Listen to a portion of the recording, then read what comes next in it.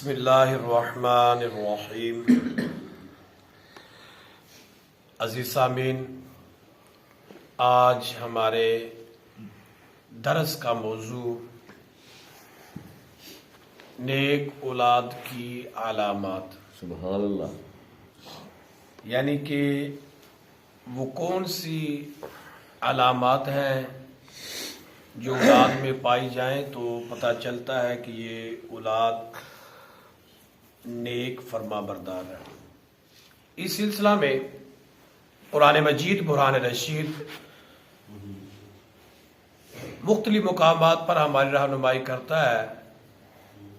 اور سورہ بنی اسرائیل 3 رکوع آیت نمبر 23 اور 24، اس میں خالق کائنات جل جلالہ نے ارشاد فرمایا وَقَضَىٰ رَبُّكَ أَلَّا تَعْبُدُوا إِلَّا إِيَّاهُ وَبِالْوَالِدَيْنِ إِحْسَانًا، فرمایا کہ تمہارے رب نے یہ حکم دے دیا ہے کہ اللہ کے ساتھ کسی کو شریک نہ ٹھہراؤ، اور والدین کے ساتھ حسن سلوک کرو،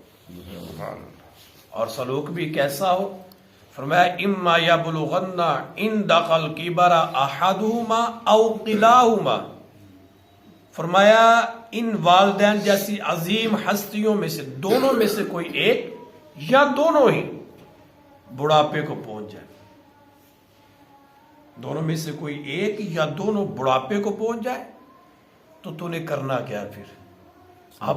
یہ ہستیاں بڑھاپے کو پہنچی ہیں، اب نیک اولاد کی علامت کیا ہے؟ پہلی علامت یہ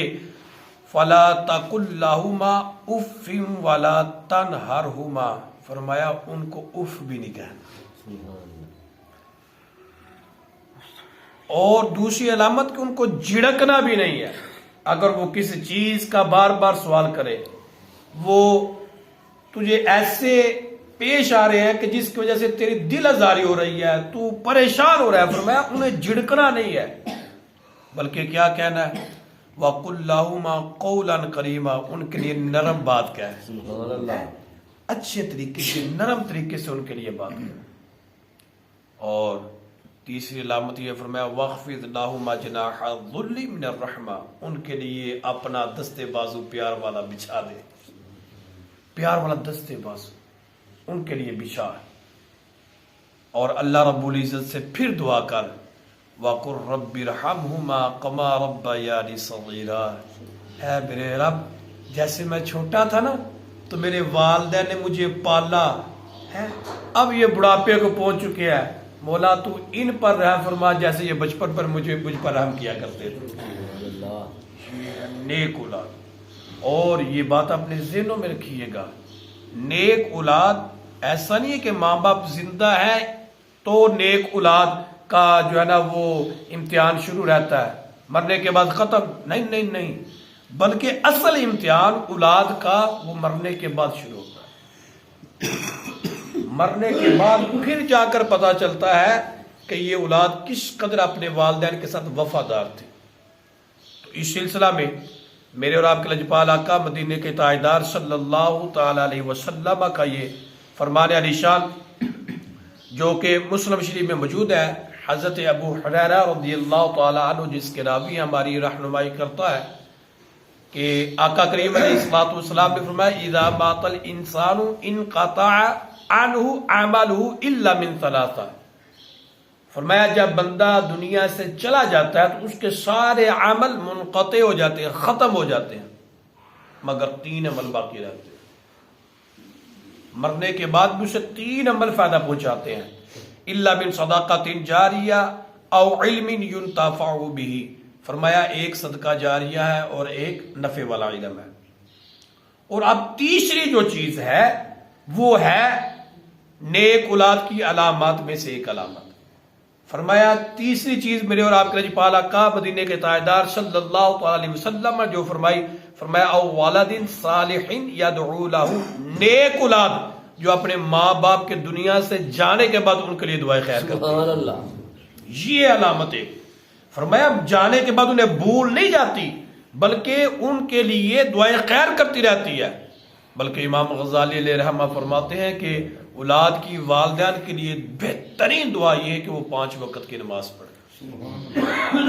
5 وقت کی نماز پڑھے. جب نماز پڑھے گا تو نماز میں کہے گا ربنا اغفر لی ولوالدی، اے مولا مجھے بھی بخش، میرے والدین کو بھی بخش. عزیز سامعین، یہ بات آپ نے، وہ ایک نوجوان تھا نا، وہ کہیں بیٹھ کے رو رہا تھا، تو کسی بزرگ نے دیکھا، پوچھا بیٹا کیا وجہ یہاں رو رہے ہو؟ کہنے لگا بابا جی میرا باپ دنیا سے چلا گیا، تو رو میں اس لیے رہا ہوں کہ میرے باپ نے مجھے بڑی اعلیٰ تعلیم دی، میری ہر خوشی کا لحاظ رکھا، مجھے پڑھانے کے لیے باہر بھیجا، مگر آج باپ دنیا سے چلا گیا ہے، یہ ڈگری یہ کام نہیں آ رہا، کیونکہ میں اپنے باپ کے لیے ہاتھ اٹھا کر دعا نہیں کر سکتا، میرے باپ نے مجھے قرآن نہیں پڑھایا. جی سامعین، اس تعلیم کے دنیاوی بالخصوص میں خلاف نہیں ہوں، پڑھائیں، ان کو اچھی تربیت دیں، مگر دین کو پس پشت نہ ڈالیں، ان کو دین سکھلائیں. کم از کم اتنا کہ جب آپ دنیا سے جائیں وہ آپ کا جنازہ تو پڑھا سکے، وہ آپ کے لیے دعائیں خیر تو کر سکے. لہذا نیک اولاد کی علامات میں سے ایک علامت یہ ہے کہ وہ جانے کے بعد ماں باپ کو بھولتا نہیں بلکہ ان کے لیے دعائیں کرتا ہے.